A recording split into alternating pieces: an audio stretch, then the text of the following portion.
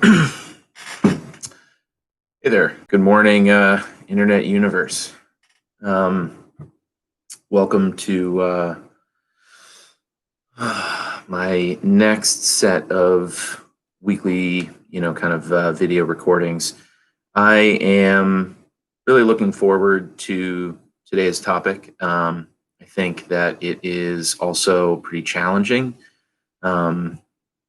maybe challenging in a different way than my video on Friday could have been considered to be. And I wanted to very specifically talk about this topic today because it emerged from a couple of conversations that I had over the weekend.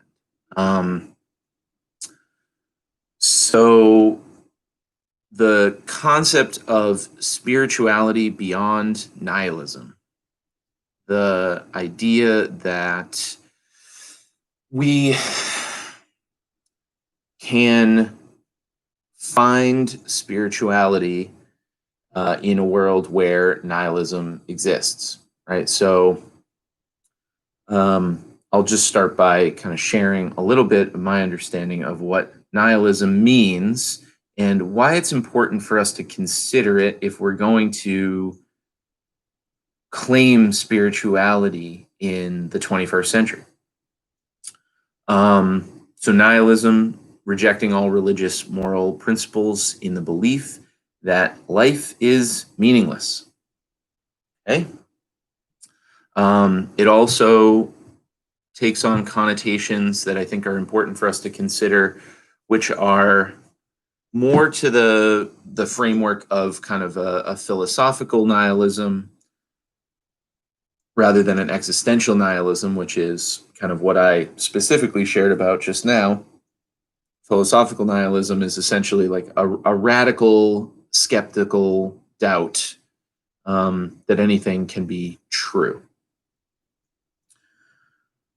One of the most famous nihilist philosophers, and not nihilist philosophers necessarily because that didn't sum up his point of view, but someone who maybe discussed nihilism deeper than most people who have made it forward in time is the German philosopher Nietzsche. I'm sure I'm wrong that he's straight German, but he was an interesting dude. I read Thus Spoke Zarathustra for the first time, right after high school. And I will just share with the audience that I was effectively a nihilist atheist, as I think I said in one of my previous videos. And it's important to me to discuss this topic because I was a nihilist atheist, and now I am deeply spiritual in my orientation. And so some people would say, "Oh, well, you just couldn't handle the existential dread." And I want to kind of face this full on, just down the pipe. Nihilism very specifically emerges from, in Nietzsche's point of view, a scientific understanding of the world. The more we understand science, the less meaning anything takes on in some people's worldview. That's why the photo I used for this link was a very small picture of the Earth as taken from the moon.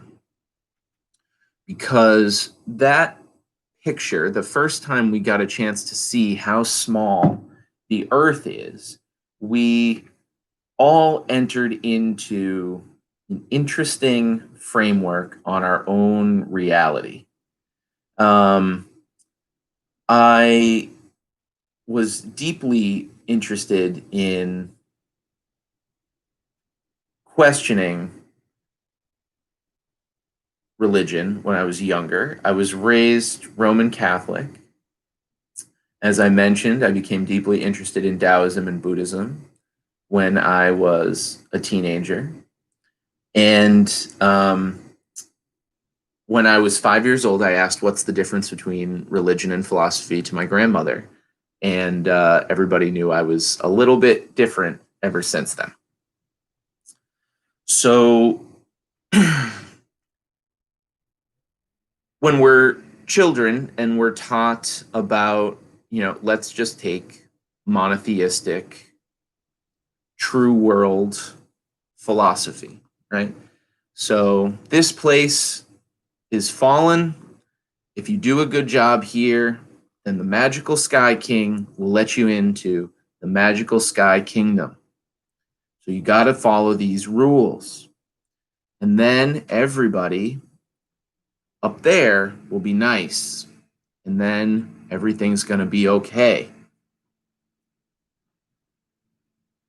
Of course, anybody with even a mild deductive reasoning set and some understanding about the fact that it's probably not what happens when you die will begin to poke lots of holes in that point of view, which is fine. It doesn't make us super smart. It just makes us no longer children. So I believe ultimately it is our deductive reasoning skills. It is our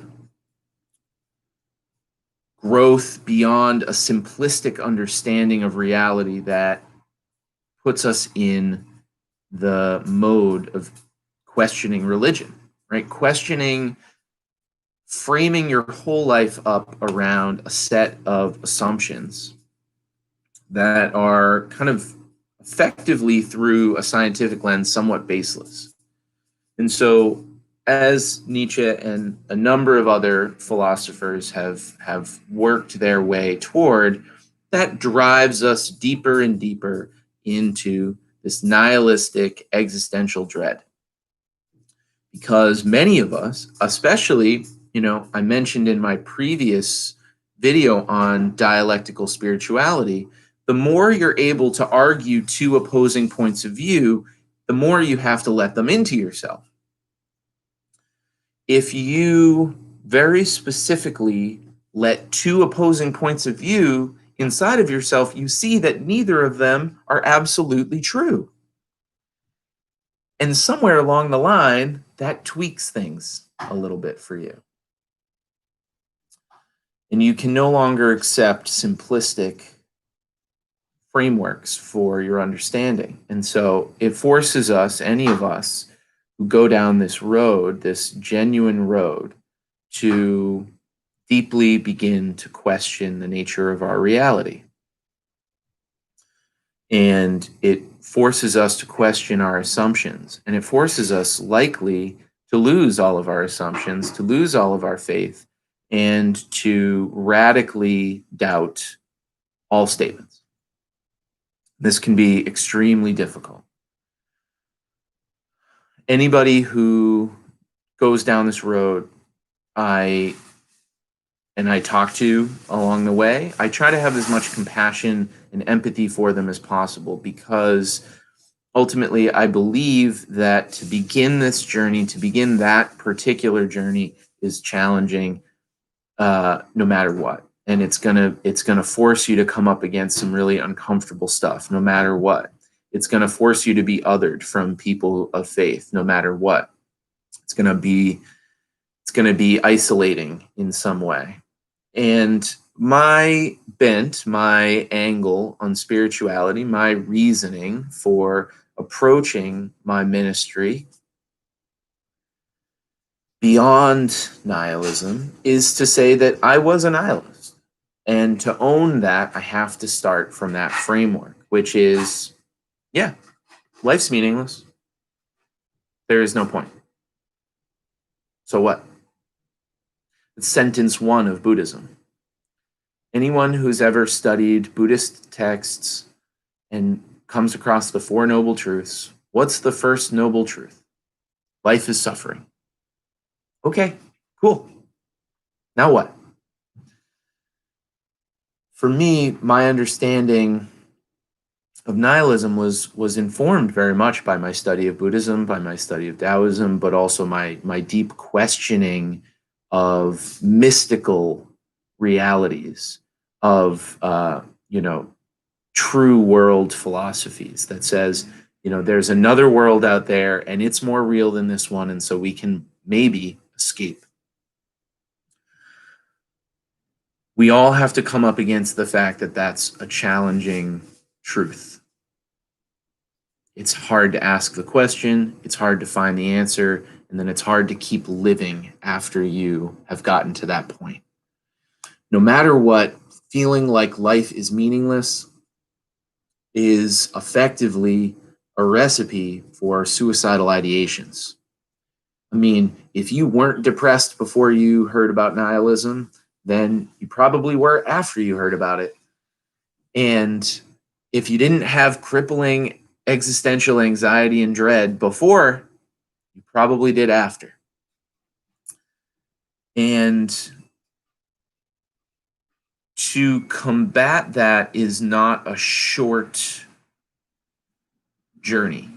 I don't come at that sort of a statement and say like, oh, well, then someone told me something pithy about love and light and everything was fine. No. We then begin the long journey up the mountain. We then begin the long journey of looking within. We then begin the long journey of finding if there is more to it than that. I say all of this because there is a way through, right? There is a way at minute 12, right? There is a way through nihilism into a higher level of spiritual meaning for myself. But it does not allow me to say, go back to the simple truth, because the simple truth just makes me feel better, right? Anybody who wants to feel better, I honestly believe you're not asking the right questions in the right place. If you want to feel better, just don't ask questions. If you want to feel better, go back to the simple truth. Enjoy your services on Sundays and let it all just be whatever it's going to be.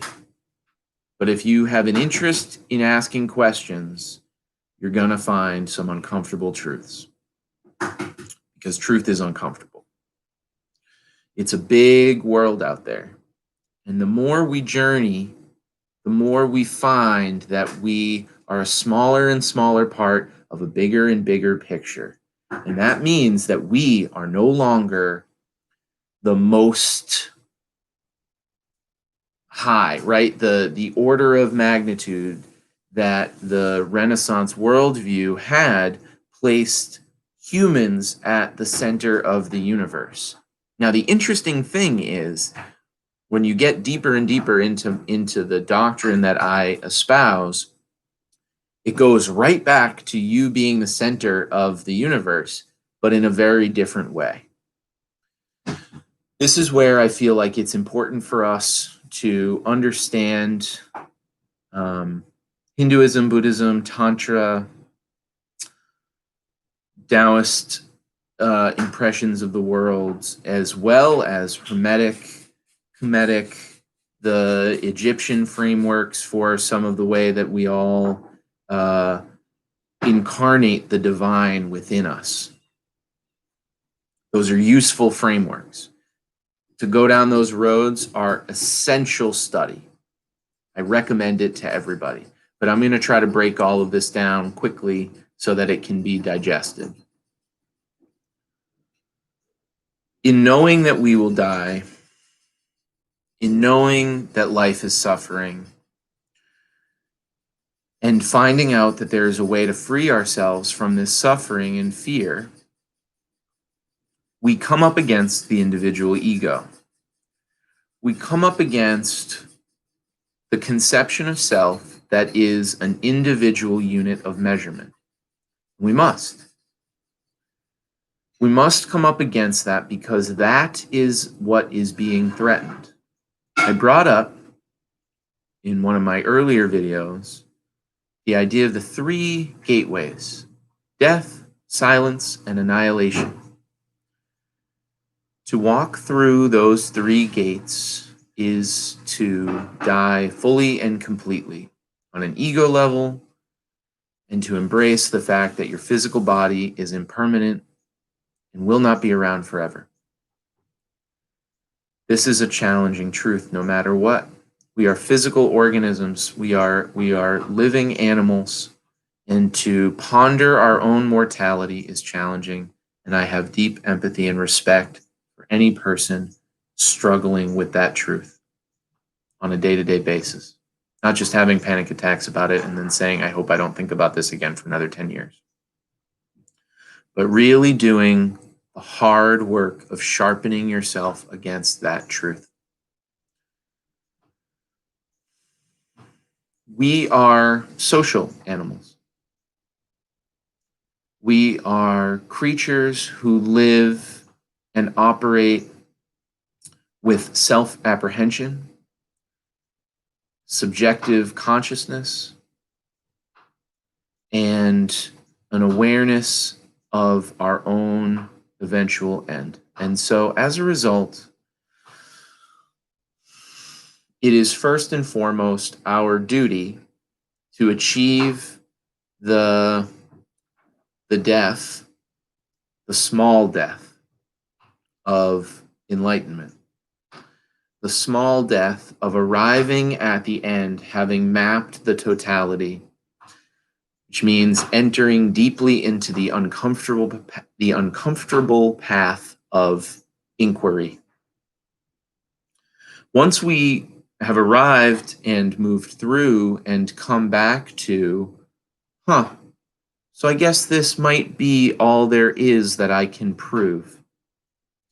And it would be impossible for me to prove any further, and I only operate on the assumptions that I can prove because I believe in inquiry. How then do I arrive back at faith? Right? I've come up against the simple challenge or the simple statement of faith. I have realized that that is untrue. I have begun a journey.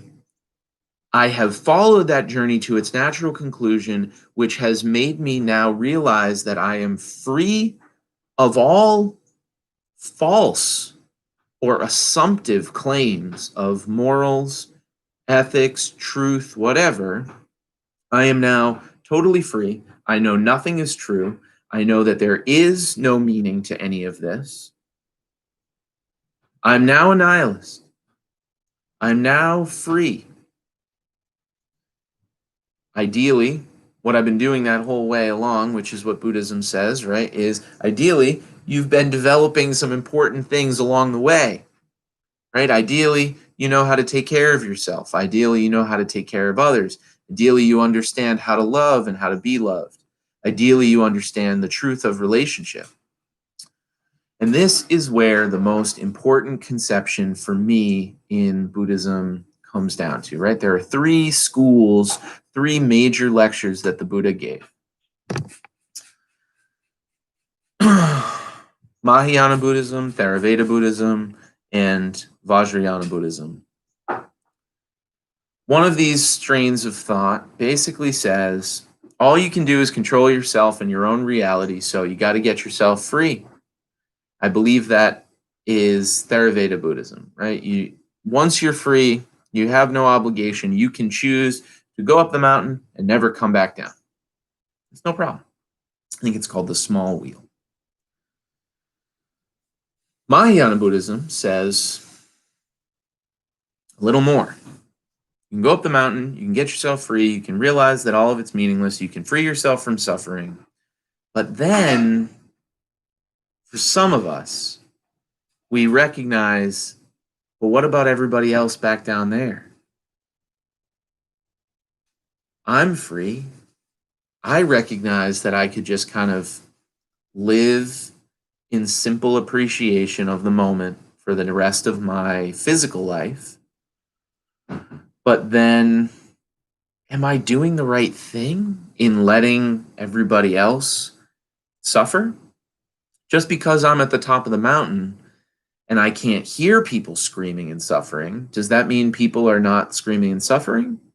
No. It means that I just can't hear it. And for some people, that's enough. And so this is where the term bodhisattva comes in, right? The bodhisattva vow. Um, cool book, The Way of the Bodhisattva. Highly recommend it. Deeply humble text from a monk who was trying to espouse something that had come long, long, long before him, and he was just sharing it in writing. And we get it now. But effectively, the Bodhisattva says, I have achieved my freedom. I have achieved my enlightenment. I am the Buddha now. I recognize my divinity. I recognize the divinity of all beings, but I can't let it be. I got to go back and I have to try to help. I have to try to be of service. This is important now more than ever as a point of view. Now more than ever, the Bodhisattva's vow takes on a timely and imminently important aspect. Though if you were a Christian throughout most of the period of its history, you always believed that the second coming was like 20 minutes from now, and you always believed the world was about to end. But for those of us in 2020, we can actually see right now there's a lot of evidence, not just that the world is going to end, but that the world is going to end. And I don't mean that, again, just like I've mentioned some of this stuff, not to panic anybody, not to freak anybody out, because that doesn't matter if you're freaked out. It's not going to change what's happening. The truth of what's happening right now is not that, some divine power is going to come and judge all souls and take some of them up to the magical sky kingdom and the other ones aren't going to. What's happening right now is that we are systematically destroying the ecosystem and its ability to sustain life. And this brings me to the ultimate meaning that I have found for myself in this idea of developing a spirituality that has brought me beyond nihilism. So if we are going to destroy the capacity of this planet to support that life which exists on it now, I don't believe we'll destroy all life. There will likely be some life. And some people love to use that argument. Well, it won't destroy all life. Yeah, okay, that's fine. Single-celled organisms, way to go. And eventually, yeah, maybe something else will evolve, and maybe it is our time to end. But I don't believe that has to be the outcome. And so, again, those nihilists can focus on their nihilism. Nothing matters. Who gives a shit? I'm just here to enjoy myself. They can focus on their hedonism. That's fine. But you have to call that what it is. Hedonism. Short-term pleasure at the cost of long-term benefit. So hedonistic nihilism is fine. Spiritual nihilism says, if I do live in a material universe and there is no other world, and I will never force on somebody else the idea that there is another world or there are spirits or that there's anything like that, because it doesn't help anybody. I have to say that my connection to the ancestors behind me and my descendants in front of me is the most important thing there is.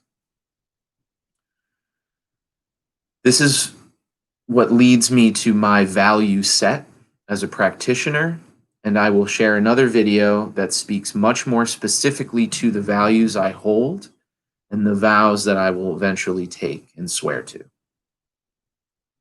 But one of those values is affirm life in all its forms. Affirm life in all its forms.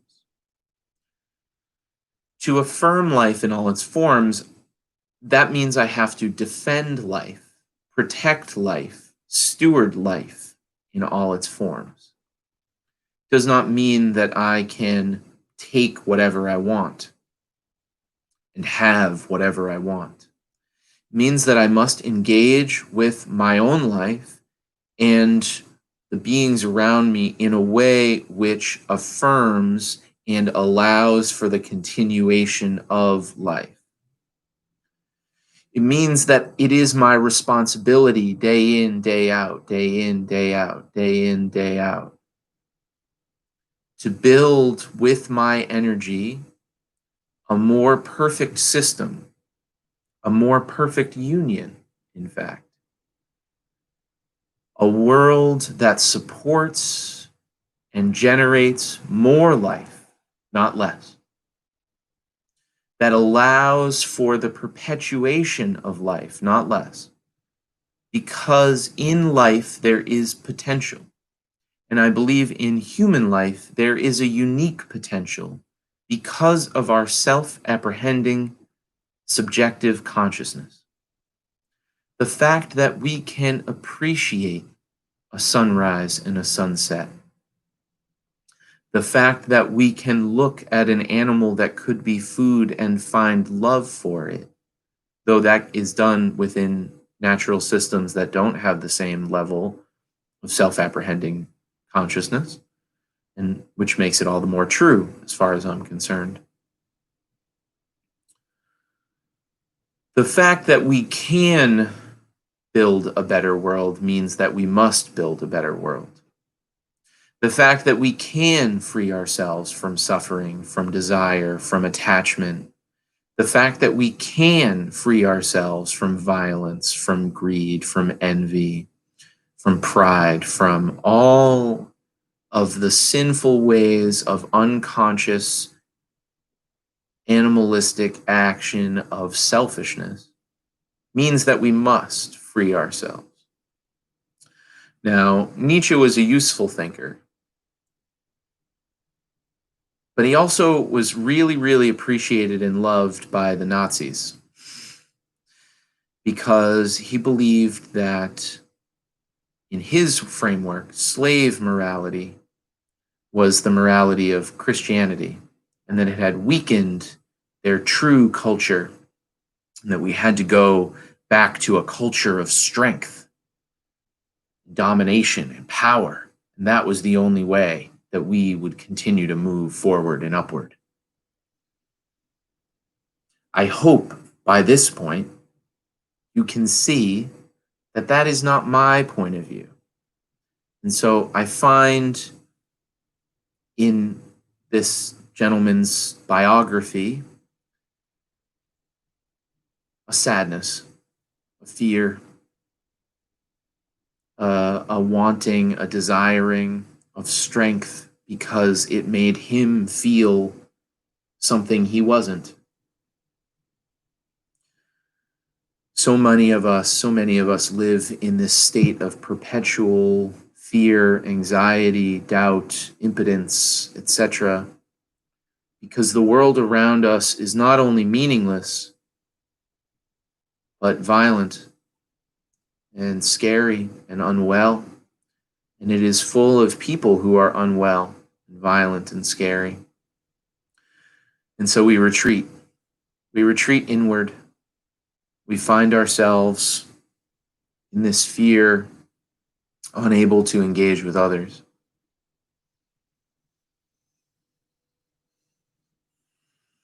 Spirituality beyond nihilism brings us to the hard truth that we are the only meaning any of us will have. That in our relationships with one another, in our care for one another, in our love for one another, not in the sexual love, not in the romantic love, but in the truest, purest sense of the word love. I care about a being that I will never meet, that I have the love for life that brings about the Chinese proverb, we must plant trees whose shade we will never know, that I must love someone 100 years from now enough to give myself fully to life, to develop the discipline to live well, to always understand the potential outcomes, whether intended or unintended, of my actions, to act and move in a way which respects life that is not only mine, but all life. And in that way, we are truly of service. We truly embrace this heart of service. For those of us who maybe find Christ to be a motivational or aspirational figure, suffering, again, sentence number one, life is suffering. But to transcend suffering is not just to be free, but to do something with it. To free myself from the unconscious agreements that the world has given to me. It's just the way it is, right? It's just the way it is. There's nothing you can do about it. To free ourselves from that form of thinking. And then day in, day out, day in, day out, act to bring about a better world on this planet. Not wait for some sky kingdom and some sky king to let me in if I do a good job. Because it can't be about that. If it's about that, then it's never going to be about me and us and all of it. And I will not act with respect for others. I will act with respect for the rules I'm supposed to follow to get in to the nightclub in the sky. There's a hell of a party going on up there, and I want to make sure I'm in line.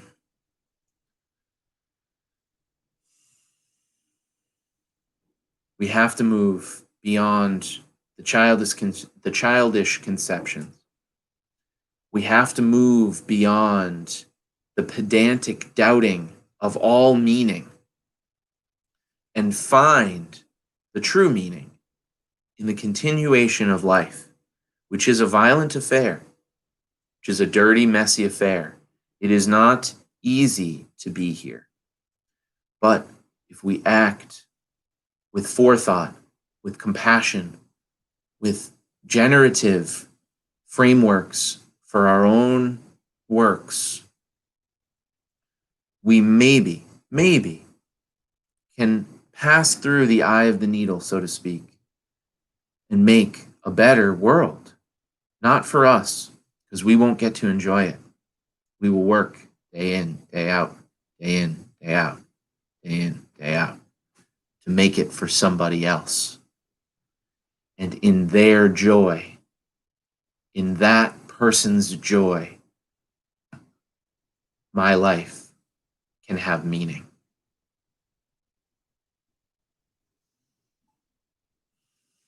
And in these times, with these decisions we have before us, I hope that more and more of us make the choice not to focus on destroying that which is, but in building that which must be.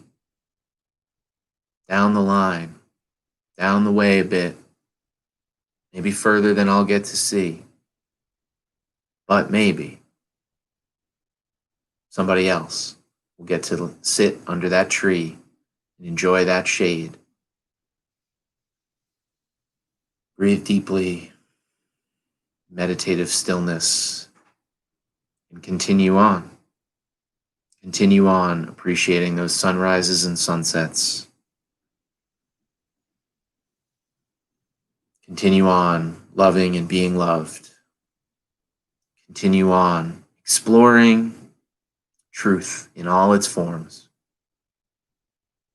So that's the message I leave you with today. Not that this path is easy, not that there's any fake, simple truth for you to take in, but that we are the truth. We are the meaning. And when Nietzsche talked about the Übermensch, He was talking about a being who could make meaning beyond meaninglessness.